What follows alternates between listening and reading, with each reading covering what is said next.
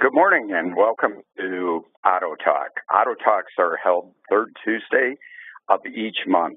We have two sessions, the first one at 10 a.m. Eastern Standard Time, and then we repeat it again at 4 p.m. Eastern Standard Time.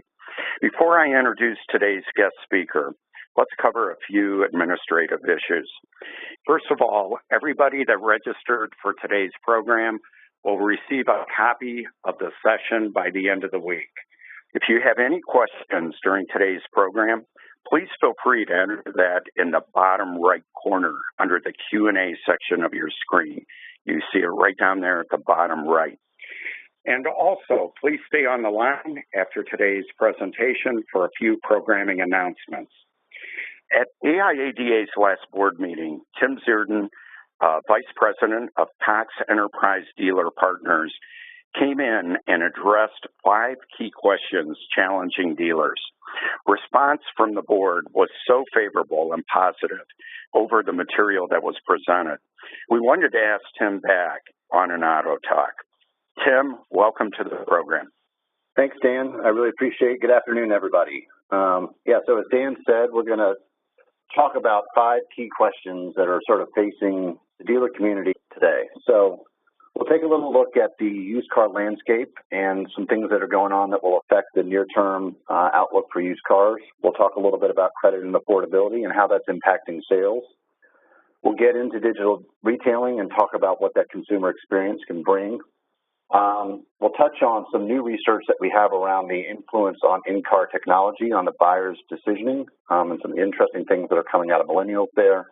And then we'll end with a little bit of overview of where we are with autonomous and sort of what's going on, because there's a lot of talk in the industry around autonomous and what it could do to traditional car ownership and therefore retail sales. So starting right off with used cars, I think we've been looking for this big tsunami of off-lease cars to come. And if you look at this chart, what you see is the real growth in off-lease happened in 2016, some more in 2017, and we expect it to continue to taper off in terms of year-over-year growth. So the tsunami has really already hit. What you do see is that off-lease continues to be an outsized percentage of the total auction volume in the marketplace.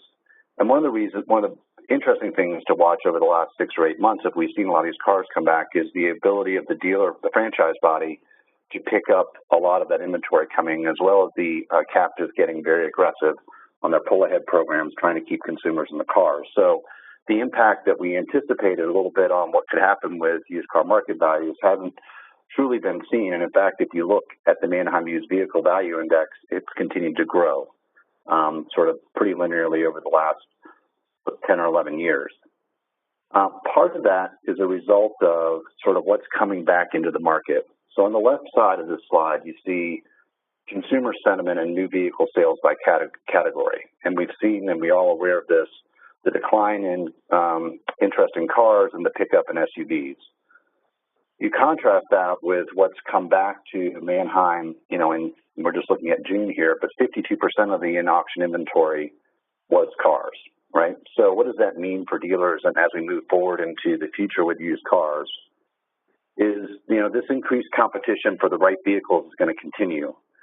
And that the dealers that we're talking today that are very successful are really focused on all the tools and processes they need in order to be able to get the right cars at the right price, because it is extremely competitive out there for what is not the majority of the inventory coming back into the marketplace. So let's talk a little bit about credit and affordability. We've been in a really nice position with low interest rates for the last 4 or 5 years. This has driven a lot of energy in the marketplace. It's been really good for the consumer. It's been really good for the retailer. And, we see the Fed starting to come back with some little bit of interest rate increases. And there's a lot of concern about what does that mean. The reality of it is that a 1% increase in interest rate only equals about $12 a monthly payment. So even if we go up 2 or 3 percentage points, we're still in a pretty favorable position, especially when it comes to payments. Affordability is a factor, right? If you look at the mean U.S. household income over the last 20 years, it's gone up about 3%. New car prices have jumped 35% over that same period of time. The average new car today is $35,500.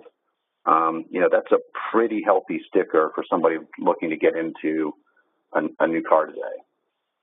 You couple that with what's happening with the consumer and consumer budgets. We're seeing, increase in cost of housing, increasing taxes, auto insurance, and debt payments. And they actually are having to move money from automotive, their vehicle spending to cover some of those household expenditures. So you've got a consumer that's getting, sort of right up against the limits. Affordability is a big concern. Monthly payment is really what people are focused on today, right? And so 66% of folks surveyed in this particular poll, most important thing was monthly payment versus 34% for final price. Millennials are even more geared towards monthly payment, right? They're earlier in their careers. That household budget's really important to them. And so you see here, millennials being most focused on payment with Gen X and the boomers right behind them. What's interesting is that the average monthly car payment has not gone up very significantly in the last 6 years. And in fact, the down payment, has come down a little bit. We've been able to do this by extending loan terms, which has allowed us to continue to drive the market. And in fact, this slide's a little dated because we now have to have another column off to the right that has 96-month terms in it as well. But you can see the growth in the longer terms.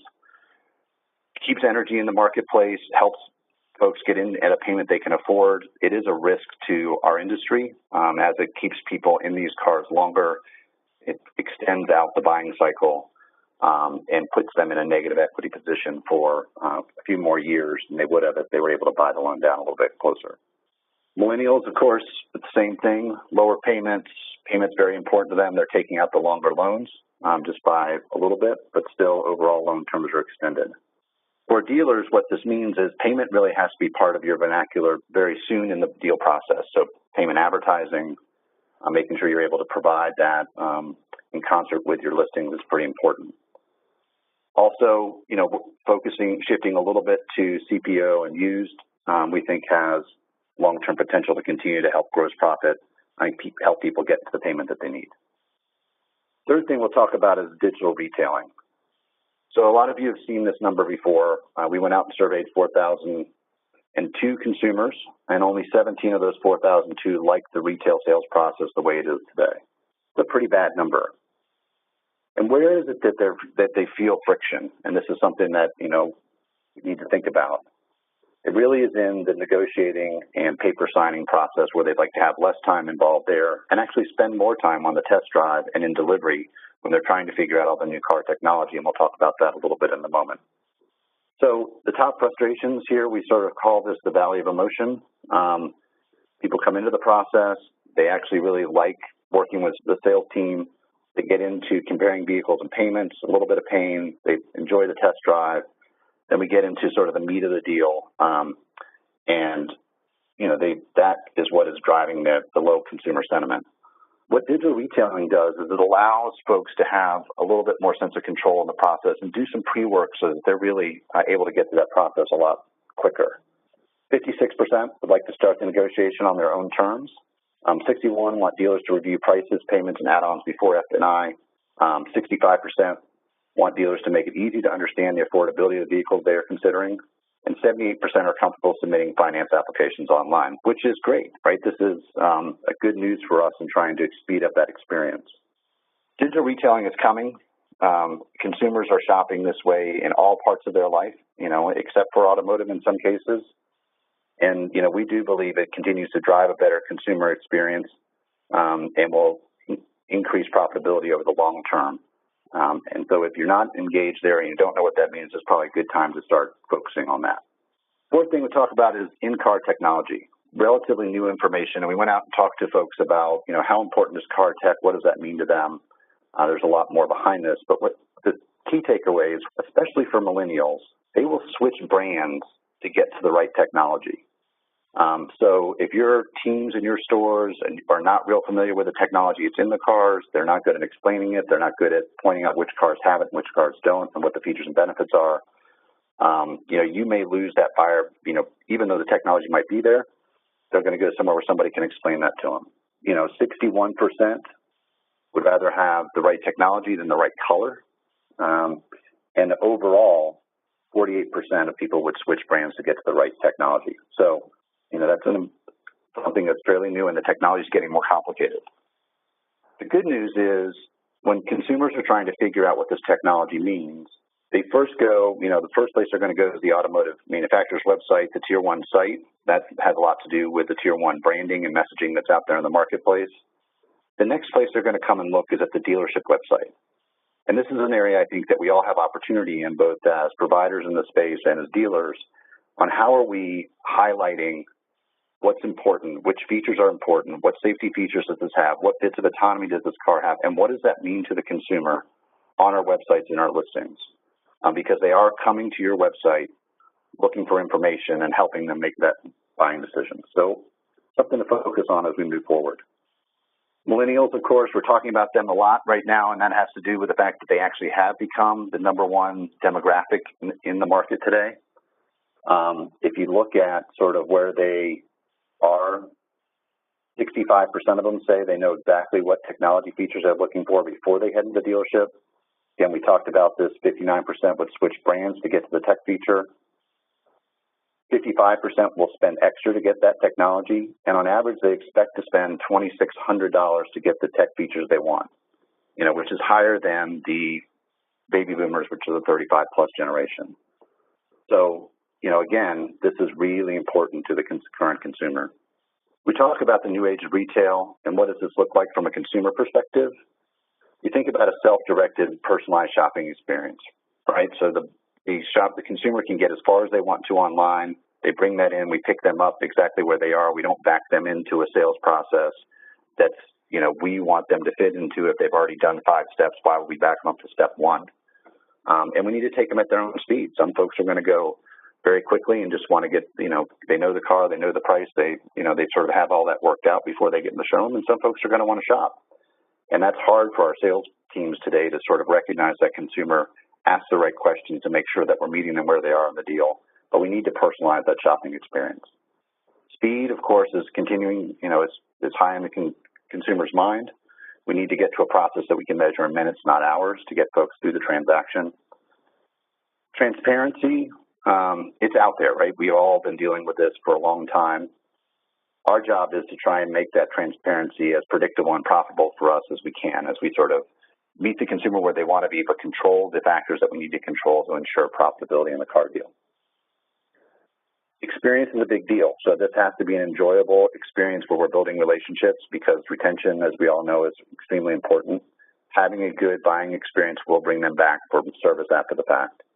And then affordable, right? We talked a little bit about what's happening with affordability in the marketplace. There is, we start thinking about cost per mile driven. We'll talk about that as we get into sort of the new paradigm that's out there in mobility. So really, to wrap that up, dealers embracing an interactive technology experience online and in store, they win in client satisfaction. And I think the OEMs recognize this. So you see a lot of the OEMs starting to promote their own digital storefronts, putting this as part of brand standards. So I think this is a place that if you're not sort of on top of this, it's going to come to you one way or another. The last thing I'll touch on is driverless cars and autonomous.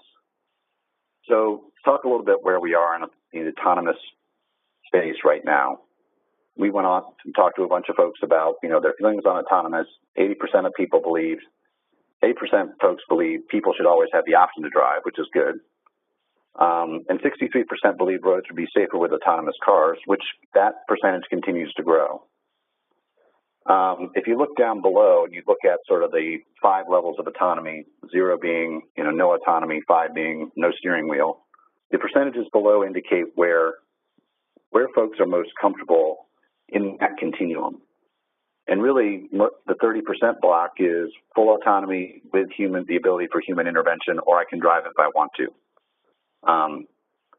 Today we are right in, sort of the early parts of level 3 autonomy. So you think about automatic cruise, lane keeping, some of the newer European cars where you only have to touch the wheel, on the highway every once in a while. And of course, what Tesla's been doing with autopilot.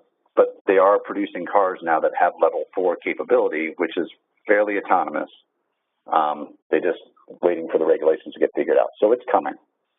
So is this really going to be the end of traditional car ownership? And when you think about all the different pressures on the mobility model that are out there today, car sharing, bike sharing, ride hailing, vehicle-to-vehicle communication, flying cars, I'm not too worried about that one, but self-driving, and you can read the rest of these. There's a lot of pressure on the mobility model that we think of today where one person's driving a car. What's interesting is we look at the impact of ride sharing. So you think about Uber and Lyft and where that is replacing modes of transportation. If you look at the bottom, it really is not replacing ownership, owning or leasing a car. Mostly in very urban markets, high-density urban, do you see folks foregoing a car altogether to use these type of mobility? But it's obviously had an impact on, taxis and traditional rental. So if you think about the mobility service model today that we're in, we have traditional ownership, public transportation, and then taxi and rideshare are sort of the three modes of transportation. Very quickly, we're getting to, some of these newer things. So we've got the top three that we talked about, but we have ride sharing, shared ownership, which is fractional ownership of cars. We're starting to see some of that come into play. And then subscription services where you just pay a monthly fee and you might be able to drive a variety of cars for that monthly fee. So all of those models are new. What it does is it changes the ownership model a little bit. So you have what were individual owners. Now you have a group of folks that may own a car or two, or you have corporations that are owning cars on behalf of their employees. And then you have a much bigger role of the fleets and fleet ownership out there. And we'll talk a little bit about where does that look like. So last thing I'll talk about is sort of this concept of cost per mile and why it's so important. 2016, there were about 4 trillion passenger miles traveled in the U.S. Of those, the grand majority were consumer-owned vehicle miles. As we start to see things like the continuation of the, wallets of the consumer being squeezed, the greater ease of using ride sharing, and at some point some preference evolving, we see this divergence where you have more fleet vehicle miles being driven overall. I think one of the things that we're looking at and trying to pay attention to is how do dealers participate in this, and what are the new models that really fit very well to having that very good location, physical footprint that'll help expand profitability as these new consumer preferences and models come into play. So more on that as we start to get further along. So I want to thank everybody for your time. If there are any questions, I'll be glad to answer those. I'll turn it back to Dan. Hey, Tim, thank you so much. If anybody has any questions, please feel free and put those under the Q&A, or even if those come in a bit later, we'll make sure that Tim gets those and those get addressed. Tim, again, thank you so much for joining us this afternoon. Like I said, the board had felt very strongly that this was outstanding material, very relevant material, and we thank you enough. For everybody that registered, you'll get a copy of this by the end of the week. Tim kicks off our fall lineup. That'll include also an October program. Watch for further details on that. In November, we're really pleased to announce that we have a special guest. Dale Pollack will be joining us on November the 7th. I'm sure everybody's familiar with Dale. Dale is the founder of Auto, and he's out with a new book. So Dale will be joining us and giving us a preview of what that book covers, other material. In December, we'll also have our 2017 in review, but more importantly, we'll also have our projections for 2018. On behalf of Paul Ritchie, our chairman, and Cody Lusk, the president of AIADA, we want to thank everybody for joining us this morning. AIADA is closely monitoring the negotiations around NAFTA and the Korean trade negotiations, as well as watching the discussions and proposals on tax reform. We're very involved in all of those issues right now. If you should have any questions, concerns, please feel free and call us at 1-800-AIADA. That's GO, G-O-A-I-A-D-A. Thank you very much, and thanks for joining us. We look forward to seeing you in October. Thank you.